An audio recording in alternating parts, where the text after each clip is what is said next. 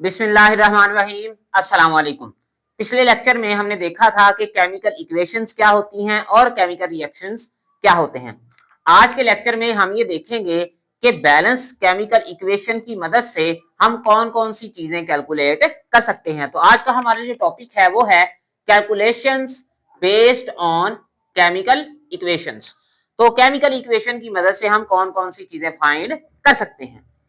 Chemical equation की मदद से हम रिएक्टेंट्स और प्रोडक्ट्स की मोल रेशो या मोलर मास रेशो दोनों ही कैलकुलेट कर सकते हैं।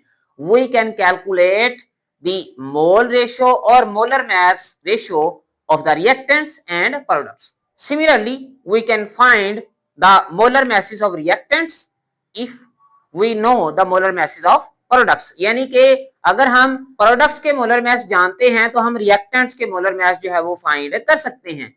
सिमिलरली, अगर हम रिएक्टेंट्स के मोलर मास जानते हैं तो हम प्रोडक्ट्स के मोलर मासेस को कैलकुलेट कर सकते हैं। तो मोलर मास क्या होता है या मोल रेशियो क्या होती है, ये प्रीवियस लेक्चर्स में हम डिस्कस कर चुके हैं, तो आप प्ले लिस्ट में हमारे वो लेक्चर्स भी देख सकते हैं। मिसाल के तौर पर ये हमारे पास एक केमिकल इक्वेशन है, इसमें कैल्शियम कार्बोनेट जो है वो HCl हाइड्रोक्लोरिक एसिड के साथ रिएक्ट कर रहा है और हमारे पास कैल्शियम क्लोराइड, वाटर और कार्बन डाइऑक्साइड गैस जो है वो बन रही है। तो इसमें देखें कि सबसे पहले हमें मोल रेशो पता चल रही है इस केमिकल इक्वेशन की मदद से। कैल्शियम कार्बोनेट का 1 मोल और हाइड्रोक्लोरिक एसिड के 2 मोल आपस में रिएक्ट कर रहे हैं और कैल्शियम जो क्लोराइड है उसका 1 मोल बन रहा है, वाटर का भी 1 मोल बन रहा है और कार्बन डाइऑक्साइड का भी 1 मोल बन रहा है। इसी तरह हम मोलर मास भी कैलकुलेट कर सकते हैं। जो कैल्शियम कार्बोनेट है उसके 1 मोल का जो मास है वो 100 ग्राम है। इसी तरह HCl के जो 2 मोल्स का मास है वो 73 ग्राम है। कैल्शियम क्लोराइड के 1 मोल का मास 111 ग्राम है। वाटर के 1 मोल का मास जो है वो 18 ग्राम है और कार्बन डाइऑक्साइड के 1 मोल का मास क्या है 44 ग्राम। तो हमने देखा कि हम बैलेंस्ड केमिकल इक्वेशन की मदद से नंबर ऑफ मोल्स भी कैलकुलेट कर सकते हैं और मोलर मास भी कैलकुलेट कर सकते हैं। ठीक है, तो इसमें हम फर्स्ट एग्जांपल डिस्कस करते हैं। फर्स्ट एग्जांपल की स्टेटमेंट हमारे पास क्या है, 25 gram of limestone CaCO3 reacts with an excess of hydrochloric acid according to the above equation। तो इस इक्वेशन के मुताबिक 25 ग्राम CaCO3 जो है वो एक्सेस ऑफ हाइड्रोक्लोरिक एसिड, यानी कि हाइड्रोक्लोरिक एसिड हमने एक्सेस में लिया हुआ है, बहुत ज्यादा लिया हुआ है, तो उसके साथ रिएक्ट करता है। How much calcium chloride will be produced, तो कैल्शियम क्लोराइड जो है वो कितना प्रोड्यूस होगा। तो ये इसकी स्टेटमेंट है। अब देखें कि हम ये देख सकते हैं कि अगर 100 ग्राम कैल्शियम कार्बोनेट रिएक्ट करे HCl के साथ तो हमारे पास 111 ग्राम जो है वो कैल्शियम क्लोराइड जो है वो बनता है। लेकिन अब वो कह रहा है कि अगर हम मास ऑफ कैल्शियम कार्बोनेट 25 ग्राम लें तो हमारे पास कैल्शियम क्लोराइड कितना बनेगा। तो इसी बैलेंस केमिकल इक्वेशन की मदद से हम इसको सॉल्व करेंगे। तो आइए देखते हैं कैसे सॉल्व करेंगे। हमें ये बैलेंस केमिकल इक्वेशन क्या बता रही है, हमें ये बता रही है that 100 gram 100 gram CaCO3 produce calcium chloride. 100 ग्राम अगर हम कैल्शियम कार्बोनेट ले लें, लाइमस्टोन ले लें, तो उससे हमारे पास जो कैल्शियम क्लोराइड है वो कितनी पैदा होती है 111 ग्राम। अब हम क्या करेंगे कि 100 ग्राम दी हुई है, हम सबसे पहले ये पता चलाएंगे कि 1 ग्राम कैल्शियम कार्बोनेट से कितना कैल्शियम क्लोराइड पैदा होता है। तो उसके लिए हम क्या करेंगे, हम यहां पे लिखेंगे 1 ग्राम calcium carbonate produce calcium chloride. तो जब भी आपको ज्यादा चीजें दी हों और आपने 1 मालूम करना हो, ठीक है, यानी कि 100 ग्राम कैल्शियम कार्बोनेट से इतने ग्राम जो है वो कैल्शियम क्लोराइड पैदा हो रहा है, और आपने 1 ग्राम के लिए मालूम करना है, तो आप सिंपली क्या करते हैं, जो यहां पे आंसर दिया होता है उसको इस वाले नंबर से डिवाइड करवा देते हैं। तो 111 ग्राम डिवाइडेड बाय 100 ग्राम। अब जब हमें 1 ग्राम कैल्शियम कार्बोनेट से मालूम हो गया कि कितनी कैल्शियम क्लोराइड जो है वो पैदा होती है, तो 1 ग्राम से अगर हम 25 ग्राम के लिए मालूम करना चाहते हैं तो हम सिंपली क्या करेंगे, हम लिखेंगे 25 ग्राम calcium carbonate produce calcium chloride. तो ये सारी वैसे ही लिख देंगे, मल्टीप्लाई 25 ग्राम। तो ये बिल्कुल ऐसे ही है कि जैसे आपको एक सेब की कीमत मालूम हो जाए, वो इतनी है, तो आपसे कहा जाए 25 सेबों की मालूम कीमत करें, तो आप क्या करेंगे, सिंपली 25 को जितनी 1 की प्राइस होगी उससे मल्टीप्लाई करवा देंगे। फॉर एग्जांपल वो कहते हैं कि एक सेब की कीमत 5 रुपए है, तो 25 की कीमत मालूम करें, तो आप सिंपली 25 को 5 से मल्टीप्लाई करवाएंगे तो आपके पास 25 सेबों की कीमत आ जाएगी। तो इसी तरह हमने भी यहां पर यही फार्मूला अप्लाई करना है। अब जब मैं इन दोनों को डिवाइड करवाऊंगा और इसके साथ मल्टीप्लाई करवाऊंगा, तो मेरे पास जो है वो 25 ग्राम कैल्शियम कार्बोनेट से जितना कैल्शियम क्लोराइड पैदा होता है वो मेरे पास यहाँ पे आंसर आ जाएगा। तो मेरे पास जो आंसर आया वो है 27.75 ग्राम। तो 25 ग्राम अगर कैल्शियम कार्बोनेट लें तो आपके पास जो कैल्शियम क्लोराइड है वो 27.75 ग्राम जो है वो पैदा होगी। अब हम सेकंड एग्जांपल डिस्कस करते हैं। 1.80 moles of ethyl alcohol when burned in air completely. 1.80 moles of ethyl alcohol के लें और जब हमने उसको हवा के अंदर मुकम्मल तौर पर जलाया, will utilize how many moles of oxygen gas. तो वो कितने मोल्स ऑक्सीजन गैस के यूज करेगी, या 1.80 मोल जो हैं इथाइल अल्कोहल के, वो कितने मोल्स ऑक्सीजन से रिएक्ट करेंगे।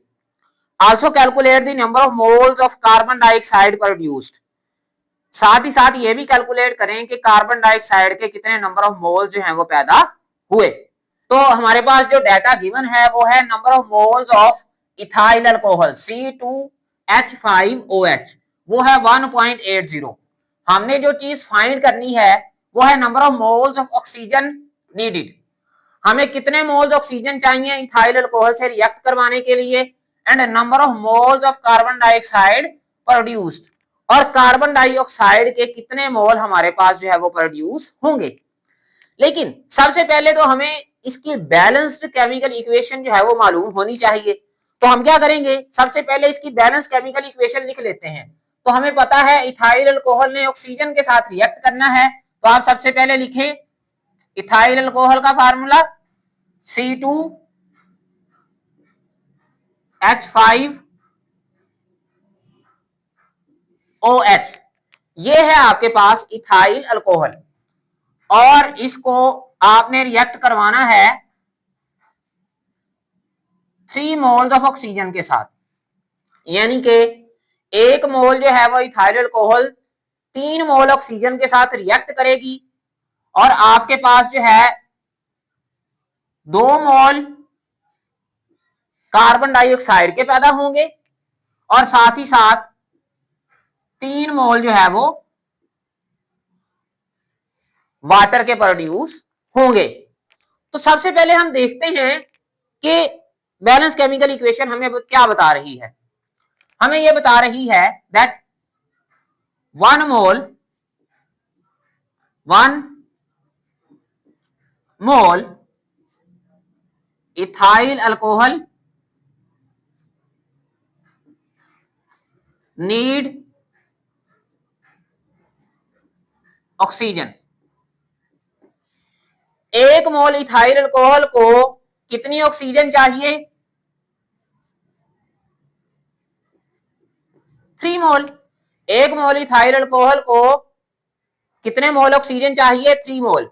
लेकिन हमने 1 मोल का तो फाइंड नहीं करना, हमने तो करना है 1.80 मोल्स को कितनी ऑक्सीजन चाहिए। तो हम क्या करेंगे, एक का दिया हुआ है, एक से ज्यादा का फाइंड करना हो तो सिंपली हम क्या करवा देते हैं, मल्टीप्लाई करवा देते हैं। तो हम क्या करेंगे, 1.80 मोल C2H5OH नीड ऑक्सीजन। तो अगर इतने मोल्स हो आपके पास इथाइल अल्कोहल के, तो उसको कितनी ऑक्सीजन चाहिए? आप सिंपली क्या करें, 3 को मल्टीप्लाई करवा दें 1.80 से। तो हमारे पास जो आंसर आया वो आया 5.4 मोल्स। तो 1 मोल अगर इथाइल अल्कोहल हो तो उसको 3 मोल ऑक्सीजन चाहिए रिएक्ट करने के लिए, लेकिन अगर 1.80 मोल्स इथाइल अल्कोहल हो तो उसको 5.4 मोल चाहिए रिएक्ट करने के लिए। अब हमने देखना है कि number of moles carbon dioxide के कितने प्रोड्यूस हुए। तो इसको भी हम इसी से देखेंगे कि 1 मोल जो है ethyl alcohol produce carbon dioxide, 1 मोल इथाइल अल्कोहल जो है वो कार्बन डाइऑक्साइड के कितने मोल पैदा कर रही है? 2 मोल्स।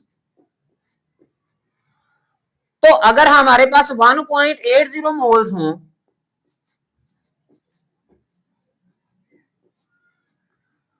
इथाइल अल्कोहल के, तो वो कितनी कार्बन डाइऑक्साइड पैदा करेंगे? तो आप सिंपली क्या करें, 1, जब आपको 1 की वैल्यू मालूम हो, ज्यादा की मालूम करनी हो, तो जो वैल्यू होती है उसको सिंपली मल्टीप्लाई करवाते हैं। तो यहां पे होगा 2 मल्टीप्लाई 1.8 मोल्स। तो 2 को इसके साथ मल्टीप्लाई करवाएं तो ये आपके पास आ जाएगा 3.6 मोल्स। तो 1.80 मोल्स आप इथाइल अल्कोहल के लें तो उसके लिए आपको 5.4 मोल जो है वो ऑक्सीजन की जरूरत होगी रिएक्ट करवाने के लिए, और 3.6 मोल्स कार्बन डाइऑक्साइड के प्रोड्यूस होंगे। अब हम थर्ड एग्जांपल इसकी डिस्कस करते हैं। उसकी स्टेटमेंट देखिए। सबसे पहले, aluminium metal reacts with oxygen to produce aluminium oxide. Aluminium की मेटल जो है वो ऑक्सीजन से रिएक्ट करती है और एल्यूमिनियम ऑक्साइड प्रोड्यूस करती है।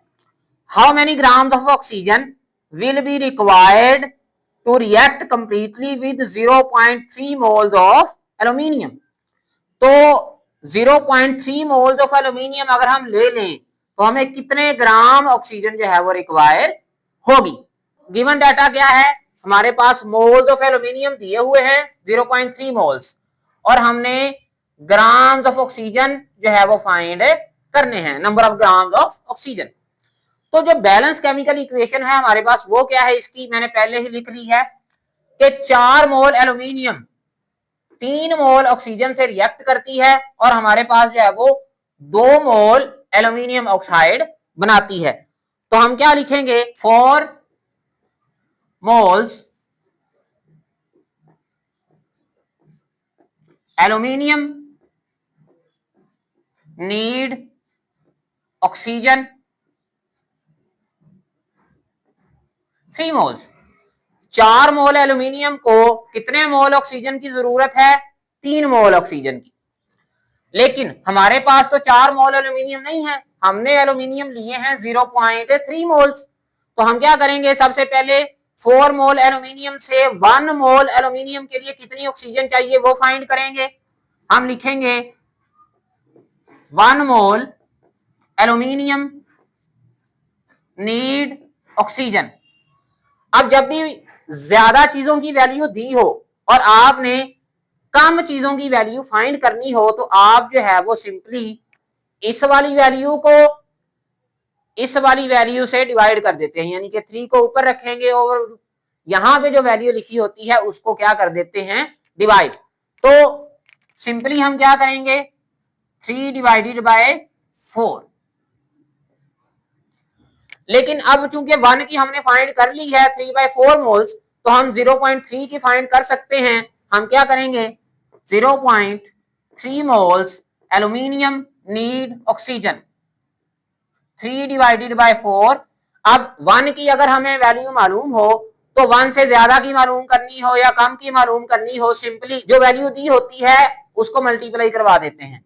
तो 0.3 की हमने मालूम करनी है, तो 0.3 को क्या करवा देंगे, मल्टीप्लाई। तो इनको मल्टीप्लाई करवाने से हमारे पास जो आंसर आएगा वो आएगा 0.225 मोल्स। तो इतने मोल्स हमें ऑक्सीजन चाहिए अगर हम 0.3 मोल्स एल्यूमिनियम लें। यानी कि अगर हम एल्यूमिनियम लें 0.3 मोल्स तो ऑक्सीजन हमें चाहिए 0.225 मोल्स। लेकिन हमने नंबर ऑफ मोल्स तो फाइंड ही नहीं करने, हमने तो फाइंड करना है मैस, ग्राम्स ऑफ ऑक्सीजन। तो अब जरा देखें कि 1 मोल ऑक्सीजन का जो मैस है, 1 मोल ऑक्सीजन का जो मैस होता है या मोलर मैस होता है वो होता है 32 ग्राम। 1 मोल ऑक्सीजन का जो मैस है वो कितना होता है आपके पास, 32 ग्राम। हम पिछले लेक्चर्स में डिस्कस भी कर चुके हैं कि 1 मोल ऑक्सीजन अगर हम ले लें तो उसका जो मोलर मैस है वो 32 ग्राम है। तो हमारे पास ऑक्सीजन के कितने मोल्स हैं, 0.225 मोल्स। तो अभी मैंने बताया कि 1 की वैल्यू गिवन हो और कम या ज्यादा की फाइंड करनी हो तो मल्टीप्लाई करवा देते हैं। तो 0.225 मोल्स ऑक्सीजन का मैस कितना होगा, तो आप सिंपली क्या करें, 32 को मल्टीप्लाई करवा दें 0.225 मोल से। तो जब हम इन दोनों को मल्टीप्लाई करवाएंगे तो हमारे पास जो आंसर आएगा वो आएगा 7.2 ग्राम। तो अगर हम 0.3 मोल एल्यूमिनियम लें तो हमें 7.2 ग्राम ऑक्सीजन रिक्वायर होगी ताकि हमारे पास एल्यूमिनियम ऑक्साइड बन सके। अब फोर्थ एग्जांपल डिस्कस करते हैं। इसकी स्टेटमेंट सबसे पहले देखते हैं। How many molecules of water will be produced, पानी के कितने मॉलिक्यूल्स पैदा होंगे if we react 5 gram of hydrogen gas with excess of oxygen gas. अगर हम 5 ग्राम हाइड्रोजन गैस को बहुत ही ज्यादा ऑक्सीजन गैस के साथ रिएक्ट करवा दें तो पानी के कितने मॉलिक्यूल जो है वो पैदा होंगे। तो जो गिवन डाटा है वो हमें मैस ऑफ हाइड्रोजन दिया हुआ है, वो हमारे पास है 5 ग्राम। इसी तरह मॉलिक्यूल्स ऑफ वाटर जो है वो कितने पैदा होंगे ये हमने फाइंड करने हैं। इसकी बैलेंस केमिकल इक्वेशन अगर देखें तो 2H2 प्लस O2 और 2H2O, यानी कि 2 मोल हाइड्रोजन गैस 1 मोल ऑक्सीजन गैस से रिएक्ट करती है और 2 मोल हमारे पास वाटर के प्रोड्यूस हो जाते हैं। अगर हम इसका मोलर मैस देखें तो ये हमारे पास एक हाइड्रोजन एटम का मोलर मैस होता है 1। अब हमारे पास है 4 हाइड्रोजन एटम, 2 2s are 4, तो इनका जो मोलर मैस होगा वो हमारे पास होगा 4 ग्राम। ऑक्सीजन का 1 मोल का जो मैस है वो होता है 32 ग्राम और वाटर जो हमारे पास पैदा हुआ है वो है 36 ग्राम। तो सबसे पहले अगर आप देखें तो 4 ग्राम हाइड्रोजन प्रोड्यूस वाटर, 4 ग्राम अगर हमारे पास हाइड्रोजन है तो उससे कितना वाटर पैदा हो रहा है, 36 ग्राम। तो 4 ग्राम तो नहीं हमें चाहिए, हमने तो 5 ग्राम दी हुई है हाइड्रोजन। तो बैलेंस केमिकल इक्वेशन में 4 ग्राम का बताया हुआ है। तो हम क्या करेंगे, 4 ग्राम हाइड्रोजन जो है वो 36 ग्राम वाटर प्रोड्यूस करता है। तो 1 ग्राम हाइड्रोजन कितना वाटर प्रोड्यूस करेगा, 1 ग्राम हाइड्रोजन प्रोड्यूस वाटर। तो जब भी ज्यादा की वैल्यू दी हो और 1 की वैल्यू मालूम करनी हो तो आप सिंपली क्या करते हैं कि इस नंबर को इससे डिवाइड करवा देते हैं। तो 36 डिवाइडेड बाय 4 ग्राम, लेकिन हमने तो 5 ग्राम के लिए मालूम करना है। तो अब आप क्या करें कि 1 की वैल्यू आपने फाइंड कर ली, ज्यादा की फाइंड करनी है तो आप इस नंबर को जितने की फाइंड करनी है उसको आंसर से मल्टीप्लाई करवा दें। तो 5 gram hydrogen produce water, 36 divided by 4 multiply by 5, तो ये आपके पास आ जाएगा 45 ग्राम। तो 5 ग्राम हाइड्रोजन गैस से 45 ग्राम 45 ग्राम जो है वो वाटर प्रोड्यूस होगा, लेकिन हमने तो मॉलिक्यूल्स ऑफ वाटर जो है वो कितने प्रोड्यूस होंगे ये फाइंड करने हैं। अब हमें पता है कि अगर 18 ग्राम हमारे पास वाटर हो, 18 ग्राम का मतलब है 1 मोल, तो उसके अंदर कितने वाटर के मॉलिक्यूल्स होंगे, contain molecules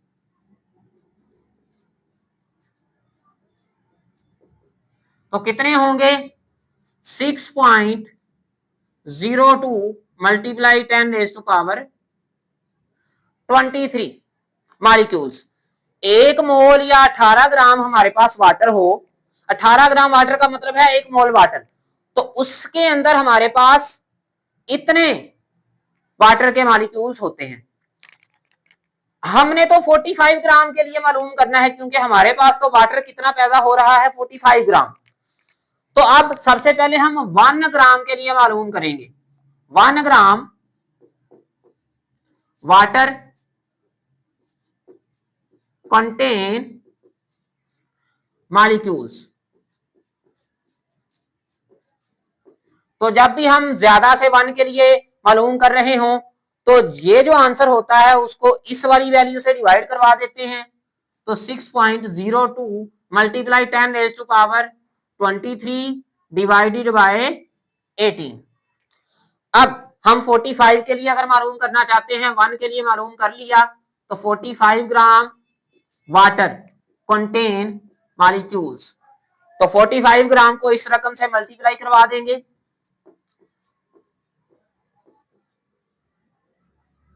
divided by 18 multiply by 45।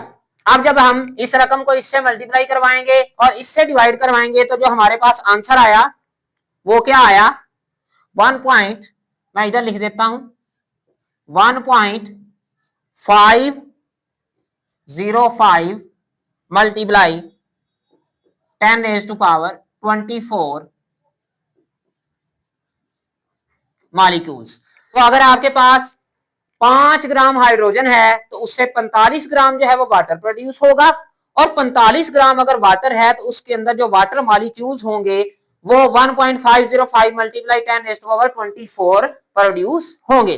तो आज के लेक्चर में हमने ये सीखा कि कैसे हम बैलेंस केमिकल इक्वेशन की मदद से अगर रिएक्टेंट्स के मोल्स दिए हों तो प्रोडक्ट्स के मोल्स फाइंड कर सकते हैं, प्रोडक्ट्स के मोल्स दिए हों तो रिएक्टेंट्स के मोल्स फाइंड कर सकते हैं, रिएक्टेंट्स के मैस से प्रोडक्ट का मैस फाइंड कर सकते हैं और प्रोडक्ट के मैस से रिएक्टेंट का मैस फाइंड कर सकते हैं। इसी तरह हम नंबर ऑफ मोल से मैस भी कैलकुलेट कर सकते हैं और मैस से नंबर ऑफ मोल्स भी कैलकुलेट कर सकते हैं। तो यही आज का हमारा टॉपिक था। So that was all about today's lecture.